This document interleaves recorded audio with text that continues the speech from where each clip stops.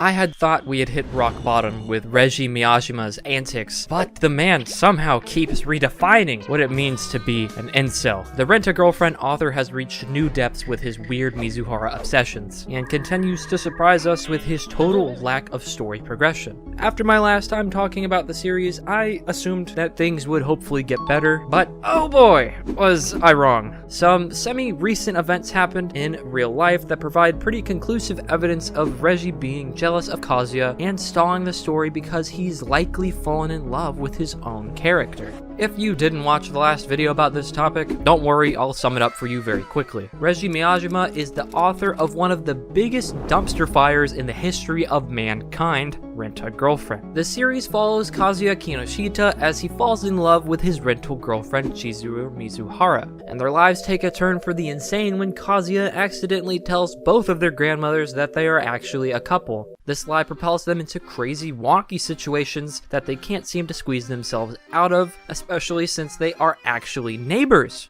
Introduce a character that wants to watch the world burn, one that's the embodiment of pureness, and a high schooler that's obsessed with our main character and does some pretty shady stuff, and of course a cosplayer, and you've got yourself one crazy ride of a story. This story started off awfully, and pretty much everyone that watched it hated it, or it was the type of bad that you just can't look away from. I was included in this chaos, having watched the first season and reading all 260 chapters of the manga. That's right, 260. Please, someone, take me away from this series. Every episode would consist of Kazuya doing something odd, like beating his meat, to thoughts that were literally just in his head. Yeah, this guy didn't even use pictures, just his imagination.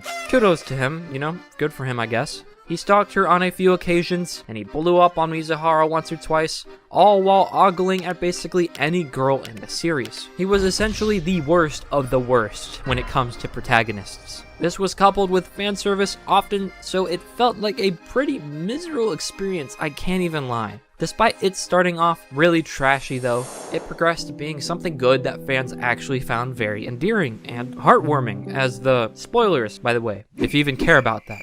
The two became more open with one another and started to embrace how they were feeling. Kazuya, who was a shit stain of a human being, began to develop quite nicely as a character, and the cold-hearted Mizuhara started to open up with one another. Fan service also took a huge dip and was hardly ever in the story. I went from hate watching to becoming a pretty big fan, and resonating with the story pretty hard. That's right, that film arc that happened in the manga, that really hit home with me. However, it randomly decided to take a turn in its story and regressed back to where it was before and really started to choke a bit. I'm not going to talk much about it though because I made a huge video about that, so that if you really want to, you can go and watch it if you're interested in knowing more about it. The bottom line is that it was painful for all of the readers. I'm talking really painful. Like jamming toothpicks under your toenails kind of bad. It was that atrocious. Kazuya went from incel to someone discovering new passions back to an incel, but worse this time. People before this were thinking, oh my god, this is it. We're finally reaching the end. I can't believe it. No, of course you couldn't believe it, cause it wasn't the ending. Actually, we're taking a trip to a resort and every character is here. Oh, what's that? The fan service is back. Oh yeah, it's back, and it's here literally every chapter all the time, especially regarding Ruka, who again is a high schooler. Bro, what? Kazuya's going to confess. No, never mind, he's not. Oh, yes, there he goes, he's doing it. Oh, no, never mind, wait, they're kissing now? Hey, yo, what the fuck? They told everyone about the rental thing too. Come on, man, this has to be the ending. No, it wasn't. They actually didn't see each other for 3 months after they kissed and told Kazuya's entire family about Mizuhara being a rental girlfriend. Why, you might ask? Because she was afraid of hurting a character named Ruka, who forced herself on Kazuya a few times and has become a pretty toxic and controversial character in the series. So, what does Mizuhara do? Well, instead of talking to him, she sees him in random objects like a carrot she goes out to buy at the grocery store. Kazuya ends up getting into contact with her again because Minnie appeared, that cosplayer I mentioned earlier, because she's only in the story to forcefully move Kazuya and Mizuhara's relationship along, which sucks because I do like Minnie. She's a fun character. Anyways, he white knights for her by saying despite him already waiting a canonical year or more, that he'd be willing to wait 10 years for her to be open about her feelings. Brother, this guy stinks! Alongside the extremely uneventful and prolonged story at the time were some really creepy but oddly hilarious stuff the mangaka would put out and say on Twitter. Some examples include, but are not limited to, him going out in public and drawing her in the spaces as if she was actually there with him on a date. Pretty weird, and what started making people pay attention to him more. Him saying he wants to be a swing for her to sit on. I can't make this one up. Who says this? This is bullshit. Him fawning and freaking out over every minute detail of her life-sized figure while writing literally ooga booga sound effects. Him posting weird photos of presumably Mizuhara's underwear and her in the shower where he calls her his girlfriend.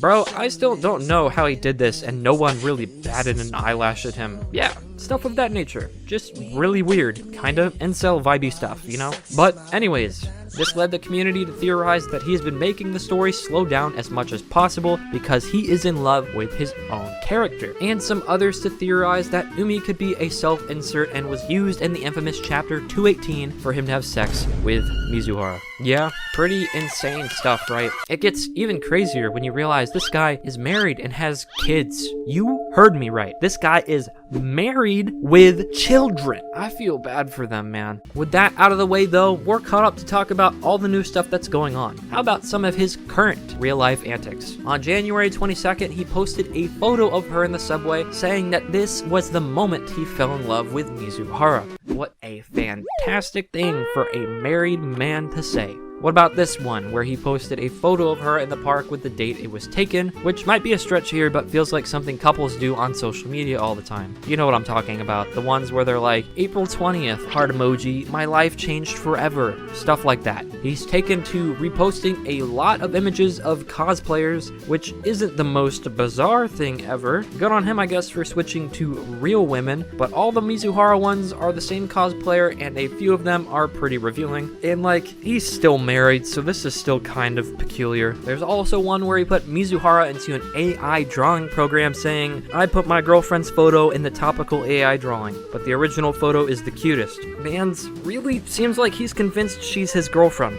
Let's talk about the elephant in the room though, shall we? The entire reason I even decided to make a new video on the series in the first place. Besides this, I promise I am not a rent-a-girlfriend YouTuber, guys. Please, I'm not. Please, no, don't call me that. In November, Kodansha hosted a lottery for someone to win the life-sized Mizuhara figure, and someone won it named Kaigo-san, or At Like Math's Not. I also don't like math, so I feel you, homie. After winning his prize, he took her out on a date to the Asakusa Hanayashiki amusement park, which was fully paid for by Kodansha, which, you know, good for this guy, I guess. The caption for this post clearly has a lot of passion in it for the series put into it, and Kodansha probably helped this guy get outside for probably the first time in a few months. This guy winning the figure isn't the issue here though, it's Reggie's reaction to this that was the shocker. After seeing this post by Kaigo-san, he replied to their tweet saying that, quote, she rented. And then after that, he went to the same exact place they did with his own life-size figure saying that this was the real date. This, I'm sure, he thought was alphaing up on Kaigo-san, but not gonna lie, it just comes off as kind of pathetic. He couldn't handle someone taking out Mizuhara, so he did the same exact thing, proving that in a way, he was somewhat jealous of Kaigo-san. This was fuel for the theories that he is actually jealous of Kazuya, in a way, kind of proving them to be true. That's, well, that's a yikes from me, coach. How about the manga? Surely you know that can't be doing the same, right? It's been months since I made my last video. Well, if you were to think that, you're kind of right. Kind of. After the Hawaii trip ended, the story didn't really feel like it was progressing much. Like I said earlier, for a while the two just never saw each other, but once they did, it was okay. The two would hang out, which felt like a bit more organic, I guess, but mostly on Mizuhara's end. I'll talk about Kazuya's changes for the weird here in a second. The story has stayed in its non-progressive stages for nearly 20 chapters until an earthquake happened. The quake ruined Mizuhara and Kazuya's apartments, forcing them to move out, and then to them eventually living together somehow because, you know, of course, with Minnie living with them too, of course, because Minnie is only brought around to, again, progress the relationship for them as per usual. This arc has been dubbed the cohabitation arc, and I'm gonna be blunt with you guys, not much has happened so far. In fact, it's kind of weird if you ask me. Kazuya, of course, still hasn't changed at all in nearly 300 chapters. He still has some weird delusions in literally every single chapter that have been basically the same delusions since the beginning, either ending in him thinking about the two having sex or her cheating on him. He still freaks out about everything regarding her body, no matter how small it is. He even still does that thing he always has done, where randomly people compliment the main girls, then he starts getting like all in his head and super depressed, thinking, man, I'm so lonely, or man, this isn't my actual girlfriend. Stuff he's done for literally the entire story now. He also has done some other pretty weird things, such as freaking out about finding a singular bra, and by freaking out, I mean losing his absolute mind. This is fucking weird. You are a grown man. Come on, bro. Losing his mind when Mizuhara texts him questions of any kind, and when she sends him an emoji, which is silly because he's texted girls before. He even dated a girl before this. Why is it now such a big deal? Basically creaming himself by imagining a giant naked Mizuhara cradling him in the bath. I can't make this one up. How did this get greenlit by the editors? It's real. This one isn't necessarily super strange, but Kazuya freaks out about a cat being in their house for like nearly 3 pages, and I think it's kind of hilarious. Busting his shorts when Mizuhara puts a bandage on him, and this one is probably the most pathetic one of the bunch, freaking out about brushing his teeth next to her, and she spits in the drain after brushing hers. What does he do, you might ask? He stares at it, blushing. Why you blushing at her spit, dog? What? This arc weirdly has felt like it's trying to teach Kazuya self-hygiene. You might be saying to yourself, Hunter, what the hell are you talking about? Let me explain. Kazuya's apartment is a dumpster pit. It's full of garbage and random knickknacks and a bunch of claws with his cum. Mizuhara invites him over to help her clean her house, so here he learns how to clean. Mizuhara randomly tells him that she loves people who brush their teeth while they're brushing their teeth together, because before this he hadn't brushed his teeth in front of her for like 4 days or more, and it sounds like he didn't really brush them at all before this. This toothbrushing thing